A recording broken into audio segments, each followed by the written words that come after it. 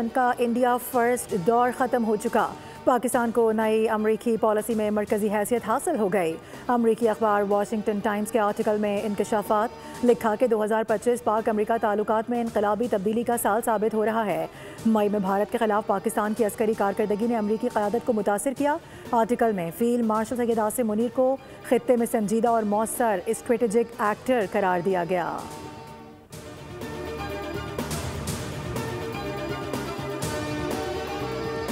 Chief of army staff और chief of defence forces field marshal Syed Asim Munir की Saudi वज़ीर दिफा से मुलाकात। फील्ड मार्शल सैयद आसिम मुनीर और सऊदी वज़ीर दिफा का बाहमी दिलचस्पी के उमूर पर तबादला ख्याल।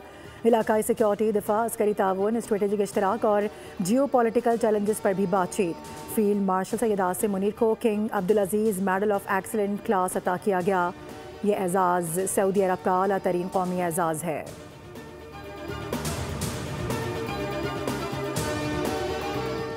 मुल्क की मईशत ने एक और अहम संग मील अबूर कर लिया। मार्च 2022 के बाद पाकिस्तान के ज़र मुबादला के ज़खायर बुलंद तरीन सतह पर पहुँच गए।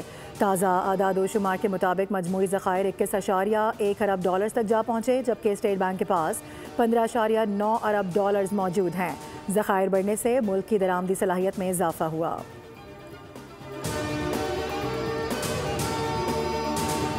और जाम शोरों में कैडेट कॉलेज पटारो की पासिंग आउट परेड और 63वें सालाना यौम वालिदैन की तकरीब। मेहमान खुसूसी बिलावल भुट्टो ज़रदारी का इजहार ख्याल, कहा कि नौजवान पाकिस्तान का रोशन मुस्तकबिल हैं। टैलेंट के बेहतरीन इस्तेमाल से ही तरक्की मुमकिन है। कैडेट कॉलेज पटारो जैसे इदारे नौजवानों की तालीम और किरदार साजी में हम किरदार अदा कर रहे हैं। तालीम के मयार को बेहतर बनाना हुकूमत की तरजीह है।